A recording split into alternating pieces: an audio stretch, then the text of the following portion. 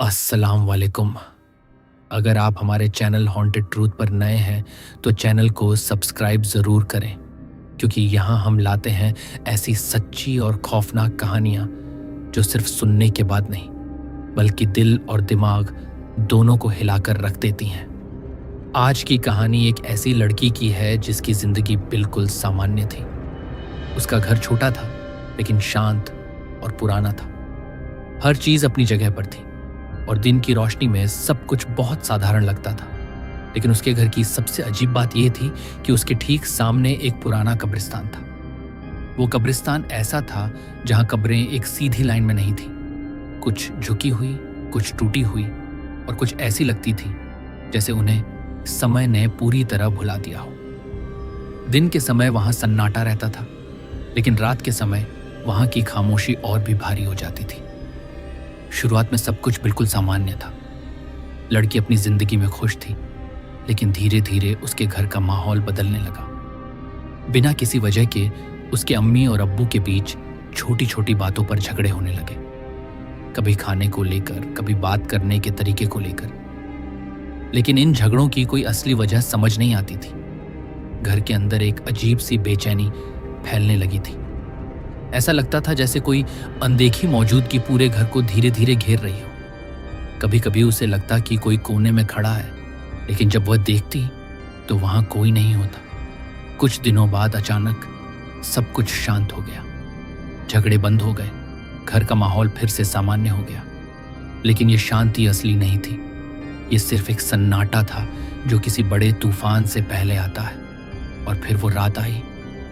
वो अपने कमरे में गहरी नींद में सो रही थी।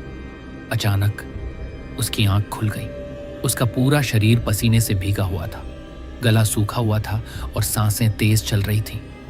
लेकिन सबसे अजीब बात यह थी कि कमरे का माहौल बिल्कुल बदल चुका था। कमरे में हल्की हल्की धुंध फैली हुई थी, दरवाजे और खिड़कियां बंद थीं। फिर यह धुंध आई कहां से? रोशनी भी सामान्य नहीं थी। ऐसा लग रहा था जैसे किसी ने रंगों को खत्म कर दिया हो और सिर्फ एक मरी हुई सी चमक छोड़ दी हो। उसने धीरे धीरे नजर घुमाई और जैसे ही उसने बिस्तर की तरफ देखा, उसका दिल जोर से धड़क उठा। बिस्तर खाली था। उसकी अम्मी, अब्बू और उसका भाई वहां नहीं थे। पूरा कमरा एक गहरी खामोशी में डूबा हुआ था। इतनी खामोशी कि अपनी सांसों की आवाज भी बहुत तेज सुनाई दे रही थी। वो बोलना चाहती थी, लेकिन उसकी आवाज उसके गले में फंस गई। उसका शरीर हिल नहीं रहा था। ऐसा लग रहा था जैसे कोई अदृश्य ताकत उसे जकड़े हुए हो। उसने खुद को समझाने की कोशिश की कि यह सपना है, लेकिन डर हर पल बढ़ता जा रहा था। और फिर यह सिर्फ एक रात नहीं रही। अगली रात फिर वही हुआ। वही धुंध, वही खाली कमरा, वही गायब लोग और हर बार वही डरावना एहसास। धीरे धीरे उसे समझ आने लगा कि यह सिर्फ सपना नहीं हो सकता। कुछ ऐसा था जो बार बार उसके साथ हो रहा था। लेकिन सबसे डरावनी बात यह थी कि वे हर बार अकेली रह जाती थी, जैसे उसे जानबूझकर छोड़ा जा रहा हो। कुछ समय बाद उसने खुद को समझाना शुरू किया। इंसान अजीब होता है। वह सबसे बड़े डर को भी आदत बना लेता है। लेकिन उसके दिल के अंदर एक आवाज हमेशा रहती थी, तू अकेली नहीं है। और फिर एक रात सब कुछ बदल गया। उसने बाहर से कुत्ते के भौंकने की आवाज सुनी, पहले बहुत दूर से, फिर धीरे धीरे वह आवाज करीब आने लगी। ऐसा लग रहा था जैसे कोई उसकी तरफ आ रहा हो, किसी चीज को ढूंढते हुए। उसका दिल जोर जोर से धड़कने लगा। इस बार वह खुद को रोक नहीं पाई। वह अपने कमरे से बाहर निकल गई। पूरा घर खाली था, हर चीज अपनी जगह पर थी, लेकिन इंसान कोई नहीं था। ऐसा लग रहा था जैसे समय वहीं रुक गया हो। वह धीरे धीरे सीढ़ियों की तरफ बढ़ी और ऊपर छत पर पहुंच गई। छत पर हवा बिल्कुल बंद थी। कोई आवाज नहीं, कोई हलचल नहीं, सिर्फ एक भारी खामोशी। वह उस दीवार के पास गई जहां से कब्रिस्तान दिखाई देता था और फिर उसने नीचे देखा।